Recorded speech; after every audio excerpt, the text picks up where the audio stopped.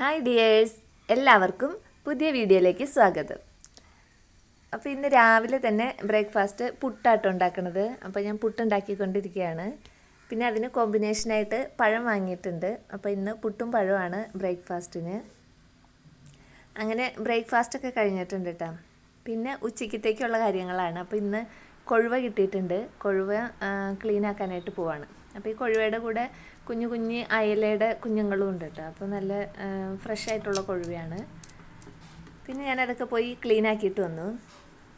കുറച്ച് ഫ്രൈ ചെയ്യാനും മാറ്റി വയ്ക്കാം. പിന്നെ നല്ല കൊഴുവ, അപ്പോൾ എനിക്ക് തോന്നിയത് പീര ഉണ്ടാക്കാമെന്ന് വിചാരിച്ച് ഞാൻ ഇന്ന് കൊഴുവ പീരയും വയ്ക്കാം, ബാക്കി ഫ്രൈയും ചെയ്യാമെന്ന് വിചാരിച്ചു. അപ്പോൾ കുറച്ച് ഫ്രൈ ചെയ്യാനായിട്ട് മാറ്റിയും വെച്ചിട്ടുണ്ട്. അപ്പോൾ ഇന്ന് മാങ്ങയും തക്കാളിയും ഇഞ്ചി പച്ചമുളക് വേപ്പില ഇതെല്ലാം എടുത്ത് വെച്ചിട്ടുണ്ട് കേട്ടോ. അപ്പോൾ ഇതെല്ലാം ഇട്ടിട്ടുള്ള പീരിയാണ്. ഈ മാങ്ങയുടെ ഷേപ്പ് ഉണ്ടോ, ഇത് മാങ്ങയാണോ എന്ന് നമ്മൾ അതിൻ്റെ ഞെട്ട് കണ്ടാലാണ് മാങ്ങയാണെന്ന് മനസ്സിലാവുള്ളൂ കേട്ടോ. ഫുട്ബോൾ പോലത്തെ ഒരു മാങ്ങ. അങ്ങനെ അതൊക്കെ ക്ലീനാക്കി അരിഞ്ഞൊക്കെ വെച്ചിട്ടുണ്ട്. പിന്നെ ഇഞ്ചിയും പച്ചമുളകും ചുവന്നുള്ളി എടുത്തിട്ടുണ്ട് കേട്ടോ. ഒരു 10 ചുവന്നുള്ളിയോളം എടുത്തിട്ടുണ്ട്. അത് ചതച്ചെടുക്കാൻ വേണ്ടിയാണ്. പിന്നെ ആവശ്യത്തിന് തേങ്ങയും ചിരകി വെച്ചിട്ടുണ്ട്. അപ്പോൾ ഈ തേങ്ങ ഞാൻ ചിരകിയപ്പോൾ നല്ല പൊടിയായിട്ടാട്ടോ കിട്ടിയത്. അതുകൊണ്ട് ഇനി ഇത് ഞാൻ മിക്സിയിലിട്ട് ഒതുക്കണമൊന്നുമില്ല. വലുതായിട്ടൊക്കെ ചിരകി വരുമ്പോൾ അങ്ങനെയാണെങ്കിൽ മിക്സിയിലിട്ട് ഒന്ന് ഒതുക്കിയെടുത്താൽ നന്നായിരിക്കും. പിന്നെ ഞാനിനി ഇതിലേക്ക് ചട്ടിയിലേക്ക് കുറച്ച് വെളിച്ചെണ്ണ ഒഴിച്ച് വെച്ചിട്ടുണ്ട്. ഇത് അടുപ്പിലൊന്നുമല്ല കേട്ടോ, വെറുതെ നമ്മൾ ചട്ടിയിലേക്ക് നേരിട്ട് വെളിച്ചെണ്ണ ഒഴിച്ചിട്ട് അതിലേക്ക് ചതച്ച് വെച്ചിട്ടുള്ള ഇഞ്ചിയും പച്ചമുളകും ചുവന്നുള്ളിയും കൂടി ഇട്ട് കൊടുത്തു. അതൊന്ന് മിക്സാക്കിയിട്ട് അതിലേക്ക് പിന്നെ പൊടികളിട്ട് കൊടുക്കാം. അപ്പോൾ കൂടുതൽ പൊടികളൊന്നുമില്ല, മഞ്ഞൾപ്പൊടിയും മുളക് പൊടിയും. പച്ചമുളകിനും ഇഞ്ചിക്കൊക്കെ എരിവുണ്ട്, അപ്പോൾ എരിവിന് ആവശ്യത്തിനുള്ള മുളക് പൊടി ഇട്ട് കൊടുത്താൽ മതി. പിന്നെ ആവശ്യത്തിന് വേപ്പിലയും കൂടി ഇട്ട് കൊടുക്കാം. വേപ്പിലയൊക്കെ ഇവിടെ ഉള്ള കാരണം എല്ലാത്തിലും വേപ്പില അധികമായിട്ടായിട്ട് ഇടുള്ളൂ. പിന്നെ നമ്മൾ ചിരകി വെച്ച തേങ്ങ ഇട്ട് കൊടുത്തിട്ടുണ്ട്.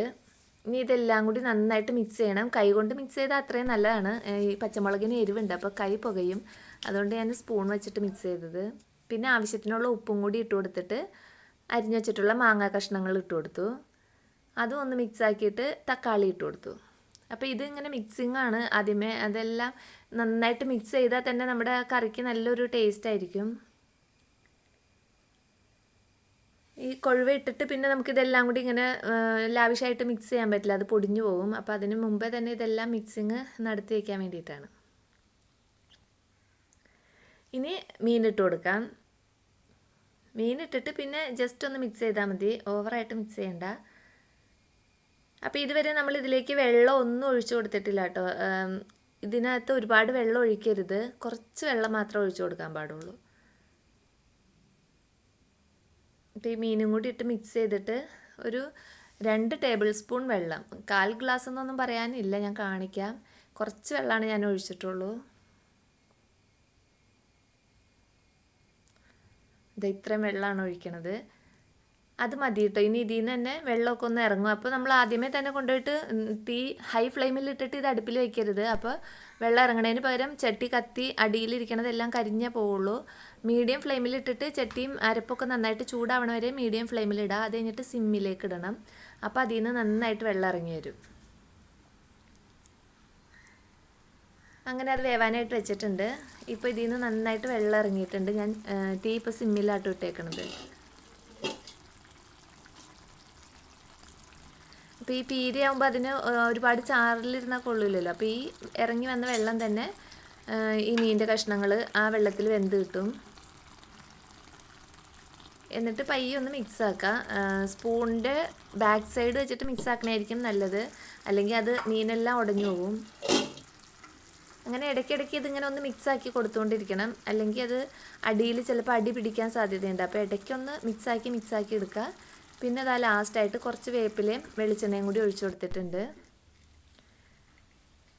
അങ്ങനെ മീൻ പീര റെഡി ആയിട്ടുണ്ട്. ഒന്നുകൂടി മിക്സ് ചെയ്തെടുത്താൽ നല്ല ടേസ്റ്റാണ്. നമുക്ക് ചൂടൻ ചോറിൻ്റെ കൂടെ ഈ പീര മാത്രം മതി ഊണ് കഴിക്കാനായിട്ട്. അങ്ങനെ അതവിടെ റെഡിയാക്കി വെച്ചിട്ടുണ്ട്. പിന്നെ ഫ്രൈ ചെയ്യാനുണ്ടായല്ലോ.